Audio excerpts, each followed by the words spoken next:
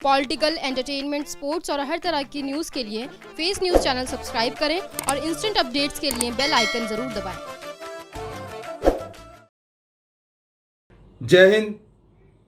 Cricket को एक gentleman game के रूप में जाता रहा है, चूंकि ये ब्रिटिशर्स की देन थी और केवल गुलाम कंट्रीज के अंदर खेला जाता था, क्योंकि इसके अंदर सभ्यता थी, एक कल्चर थी, एक तरीका था खेलने का, कुछ नियम कायदे कानून थे। परंतु अब धीरे धीरे ये केवल एक अपराधियों का, जुआरियों का, बैटिंग का और सटोरियों का एक खेल बनकर रह गया है। जिस तरह से पिछले दिनों क्रिकेट के बारे में अदालतों को दखल देना पड़ा, जो इसके अंदर भ्रष्टाचार व्याप्त था, भयंकर भ्रष्टाचार व्याप्त था, सैकड़ों हजारों करोड़ रुपए का भ्रष्टाचार था, उसको लेकर अदालतों ने अपनी अपनी तीखी टिप्पणियां पेश की। डीडीसीए जो दिल्ली का बहुत ही बेहतरीन, जिसको पहले फिरोजशाह कोटला के नाम से जाना जाता था, अब वो माननीय स्वर्गीय श्री अरुण जेटली जी के नाम पर वो स्टेडियम है। जिस तरह से यहाँ पर कोरोना की सेकंड वेव के दौरान में मैच कराए गए, जिसको लेकर भी बहुत भारी कंट्रोवर्सी थी। कहा गया कि अभी ये उपयुक्त टाइम नहीं है, इसको दूसरे कंट्री में ऑर्गेनाइज कराया जाए या यहाँ ना कराया जाए। फिर भी वो टेस्ट ऑर्गेनाइज किया गया।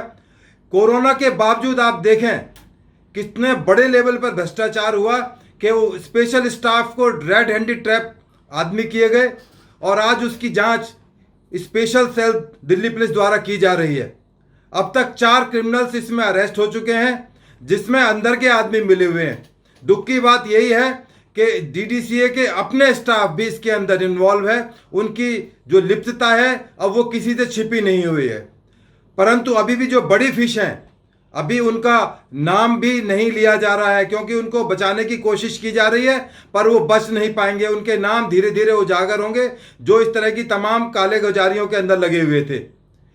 माननीय जेटली जी के युवा बेटे ने अब मोर्चा संभाला है, इसकी कमान संभाली है, तो उम्मीद है कि ऐसी जो फिश हैं, गंदी फिश हैं, उनकी ऑक्सीजन समाप्त की जाएगी और जो डीडीसीए के अंदर या क्रिकेट के अंदर कहें, एक अच्छी पहल होगी कि ऐसे क्रिमिनल्स को इस खेल से दूर किया जाए, जिससे कि इसकी रेलिवेंट बनी रहे।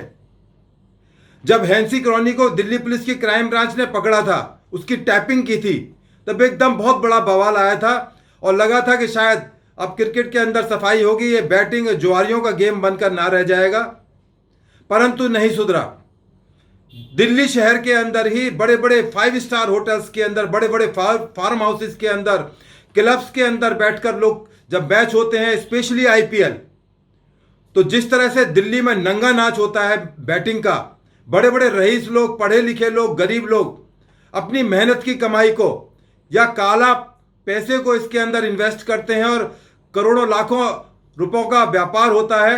ये जो नंगा नाच चल रहा है, इस पर रोक लगानी चाहिए, क्योंकि इस गेम की कोई इंटरनेशनल लेवल पर कोई रिकॉग्निशन नहीं है। ओलंपिक्स के अंदर इसकी कोई रिकॉग्निशन नहीं है, इसका नाम भी नहीं जानते ओलंपिक्स के अंदर। और ये जो गेम अब बन गया है, हालांकि इस गेम के हम लोग गेम के खिलाफ नहीं है, जरूर गेम खेला जाए। जब से हिंदुस्तान आजाद हुआ है, बड़े बड़े अच्छे प्लेयर इस क्रिकेट ने दिए हैं। वाडेकर, गांगुली, गावस्कर, कपिल देव, जिनका नाम लोग इज्जत से लेते हैं, सम्मान से लेते हैं कि ये बहुत बड़े हमारे प्लेयर्स हैं, जिन्होंने बड़े बड़े दूसरे कंट्रीज में जाकर इस देश का नाम रोशन किया और हिंदुस्तान की जो क्रिकेट है उसको बहुत शीर्षस्थ पदों पर लेके गए, बहुत ऊंचाइयों पर लेके गए। परंतु जो अब ये जो माहौल बन रहा है, जो जुआ चल रहा है, बिल्कुल ओपन सीक्रेट है। इसमें कोई मैं ऐसा रॉकेट साइंस या ऐसा फॉर्मूला नहीं बता रहा कि ये दिल्ली वालों को या बॉम्बे वालों को या अक्रॉस द वर्ल्ड, जहां दुबई, मॉरिशस, दूसरी जगह सट्टा खेला जा रहा है, छिपा हुआ नहीं है। ठीक है, पहले ये बहुत ज़्यादा टेक्निकल नहीं था, अब इंटरनेट का टाइम है तो डिफरेंट तरीके से खेला जा रहा है। अब कोरोना टाइम में चूंकि तमाम सटोरिये और पैसे लगाने वाले अपने घरों पर कैद थे कोरोना की वजह से, तो वहाँ पर इस तरह के सटोरिये आकर क्रिकेट के एक्रेडिशन लेकर ग्राउंड में आ गए। केवल एक टेक्निकलिटी कि जो क्रिकेट का मैच टीवी पर आता है और जो रियल टाइम है उसमें कुछ डिफरेंस होता है। मामूली फ्रिक्शन ऑफ सेकंड्स या मिनट का टाइम, उसका इन्होंने पूरा फायदा उठाया और बहुत मोटे पैसे कमाए। अब पुलिस की दुविधा यह है कि पुलिस एक क्राइम को तो इन्वेस्टिगेट कर सकती है, जो इसमें फाइनेंशियल इम्प्लीकेशंस हैं, जो इसके अंदर पैसा इन्वॉल्व है वो पुलिस की जज से बाहर है, पुलिस की सीमाओं से बाहर है। उसकी जांच के लिए दूसरी एजेंसियां हैं जो फाइनेंशियल क्राइम्स को देखती हैं, इन्वेस्टिगेट करती हैं। सीबीआई है या फ्रॉड, जो सीरियस फ्रॉड केसेस के लिए होम मिनिस्ट्री के अंदर डिपार्टमेंट बने वो लोग करते हैं। तो दिल्ली पुलिस का एक लिमिटेड स्कोप इसके अंदर आ गया है। तो ऐसी जो फिश हैं कम से कम उनका नाम उजागर होना चाहिए। दिल्ली पुलिस अपनी इन्वेस्टिगेशन कर रही है, अब तक 4 लोगों को गिरफ्तार किया जा चुका है। इसमें तमाम चीजें इन्वेस्टिगेशन के बाद निकल कर आई हैं। फोर्जरी का एंगल निकल कर आया है, चीटिंग का एंगल निकल कर आया है। इसके अंदर 420, 468, 419, 201, 120 भी क्रिमिनल कॉन्स्पिरेसी और एपिडेमिक एक्ट जिसके तहत इसकी जांच की जा रही है। परंतु जो फाइनेंस वाला एंगल है वो भी अभी भी छिपा हुआ है और शायद वो ऐसा ना हो कि दूसरी एजेंसी जिस पर काम ना करें और वो छिप कर रह जाए और फिर ये जो गंदा गेम है वो खत्म हो जाए।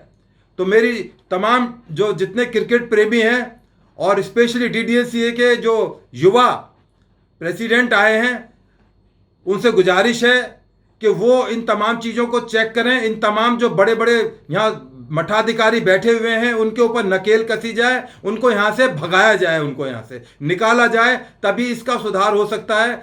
और जो उन्होंने एक माया जाल वहाँ एक कॉकस बना रखा है उस कॉकस पर आघात किया जाए, उसको तोड़ा जाए। जिस किसी ने भी इनके ऊपर सवाल उठाए हैं उनकी आवाज़ को दबा दिया गया है।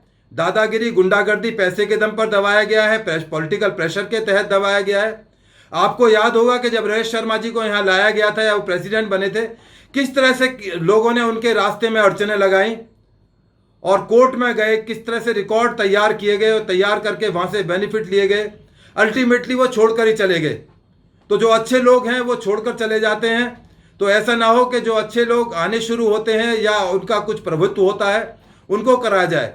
आपको ध्यान होगा कि क्रिकेट के लिए जो पूर्व कमिश्नर थे दिल्ली पुलिस के नीरज कुमार, उनको भी लगाया गया था। उनकी एक टीम बनाई गई थी जो तमाम इंडिया में क्रिकेट के अंदर एक विजिलेंस का काम करती थी। क्यों, किस तरह से किस क्रिमिनल जो क्रिकेटर है उस पर निगाह रखी जाए। अब वो धीरे धीरे मामला ढीला पड़ गया, परंतु ये क्रम अभी जारी है। लोग अभी इंतजार में है कि शायद दुबई में मैच होंगे तो बैठकर दोबारा सट्टे की तैयारियों में लगे हुए हैं। तमाम इंटेलिजेंस एजेंसीज को इस बारे में जांच करनी चाहिए, सजग रहने की जरूरत है। हिंदुस्तान का पैसा दूसरे कंट्रीज में ना जाए, यहाँ रहे और इस तरह की चीज़ों से क्रिकेट को दूर रखा जाए।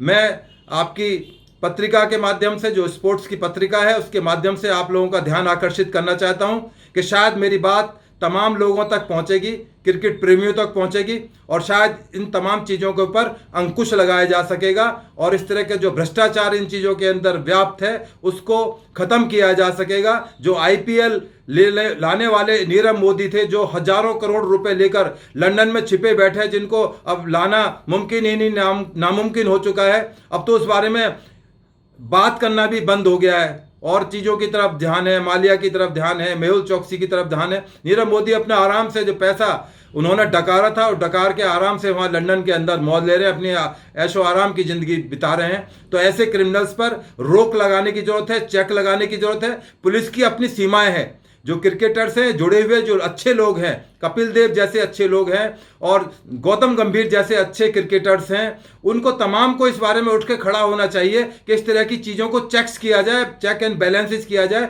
जिस तरह की गंदगी जो आ गई है इसको समाप्त किया जा सके और क्रिकेट का जो अच्छा रूप है लोग एंजॉय कर सकें, इसमें रैलिश कर सकें, उसको करा जा सके। इन्हीं शब्दों के साथ धन्यवाद। जय हिंद, जय भारत।